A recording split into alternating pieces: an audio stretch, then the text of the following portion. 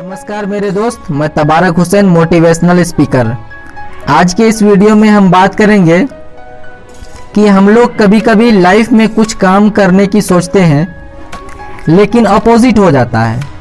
अचानक से पता भी नहीं चलता है, कुछ और ही हो जाता है। आखिर क्यों?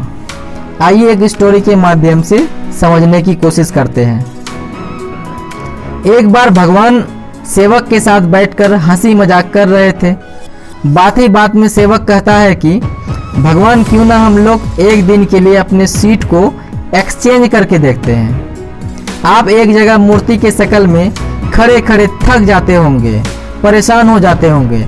मैं आपकी जगह भगवान बनकर खड़ा हो जाता हूँ और आप मेरा रूप धारण कर एक साधारण मनुष्य बनकर धरती पर घूम आओ। तो भगवान बोले, सेवक तुम्हारे बस की बात नहीं है। बहुत सारी चीज़ों को मुझे मैनेज करना पड़ता है, बहुत सारी चीज़ों को बैलेंस करके चलना पड़ता है, बहुत ही ज़्यादा पेशेंस लेकर चलना होता है मुझे। सेवक मेरी बात मान लो, तुम्हारे बस की बात नहीं है। सेवक थोड़ा जिद्दी टाइप का था। अब उन्होंने जिद बांध ली और बहुत ज़्यादा जिद करने लगा। तो भगवान मान गए और भगवान बोले, सेवक एक कंडीशन है, जो भी लोग प्रार्थना करने आए तुम बस उन सब की प्रार्थना सुन लेना। कोई तुम्हें खुशी से फूल चढ़ाएंगे तो कोई तुम्हें कोसेंगे, लेकिन तुम कुछ मत बोलना, बस खड़े खड़े सबकी सुन लेना, क्योंकि मैंने उन सभी के लिए प्लानिंग सेट कर रखी है। तो सेवक मान जाता है।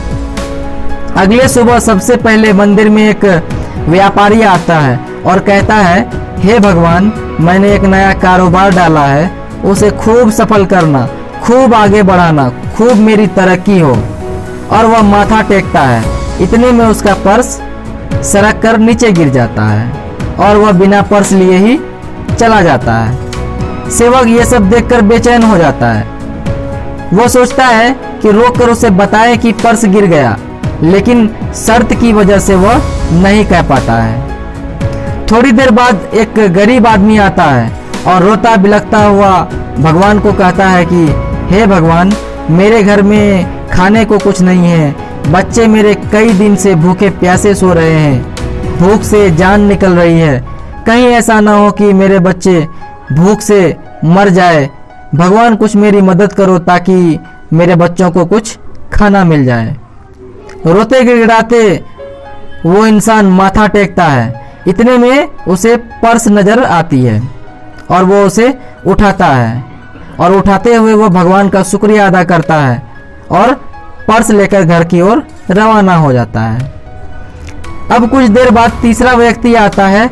वह नाविक होता है। वो भगवान से कहता है कि भगवान, मैं 15 दिनों के लिए जहाज लेकर समुद्र की यात्रा पर जा रहा हूँ। यात्रा में कोई अड़चन ना आए, कोई परेशानी नहीं हो, कोई तकलीफ ना हो, मेरी मदद करना।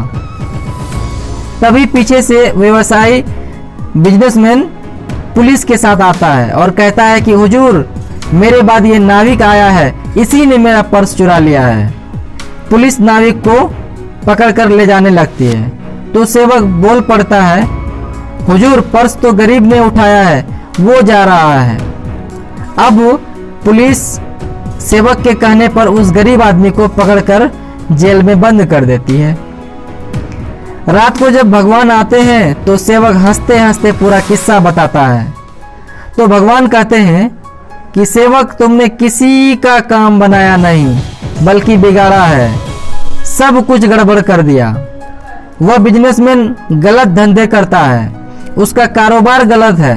अगर उसका पर्स गिर भी गया तो उसे फर्क नहीं पड़ता था। इससे उसके पाप ही कम होते, उसके पाप धुल जाते, कुछ पाप कम जाते, क्योंकि वह पर्स गरीब इंसान को मिला था। पर्स मिलने पर उसके बच्चे भूखों नहीं मरते।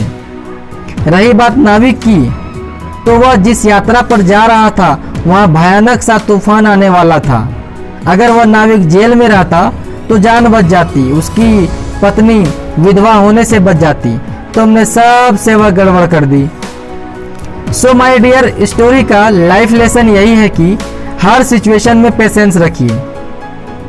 कई बार हमारी लाइफ में भी ऐसी प्रॉब्लम्स आती हैं जब हमें लगता है कि ये मेरे ही साथ ऐसा क्यों हुआ, लेकिन समझना होगा कि इसके पीछे भगवान की प्लानिंग होती है, भगवान की मर्जी होती है। जब भी कोई प्रॉब्लम आए तो उदास मत होना, कभी रोना मत। इस स्टोरी को याद करना और सोचना कि जो भी होता है अच्छे के लिए होता है। आपके चाहते हुए भी जो ना हो, कुछ और हो जाए, समझ लेना उसमें भगवान की मर्जी है। और जहाँ भगवान की मर्जी हो, हम इंसान तो क्या, परिंदा भी पर नहीं मार सकता। साथ ही साथ ये भी याद रखना कि जिस दिन आपको यकीन हो जाए कि हमारा सारा काम ईश्वर की मर्जी से होता है, उस दिन सारी दुख तकलीफें परेशानी दूर हो जाएगी, क्योंकि आपको कोई शिकवा कोई गिला नहीं रहेगा अपनी ज़िंदगी से। और वो इसलिए कि आप तब तक सब कुछ समझ रहे होंगे। आपके पास सारे सवालों के जवाब होंगे कि आखिर ये मेरे ही साथ ऐसा क्यों हो रहा है, क्यों मेरे चाहने के बाद भी मेरी प्लानिंग विपरीत दिशा में जा रही है। इन सब सवालों के जवाब आपके पास होंगे।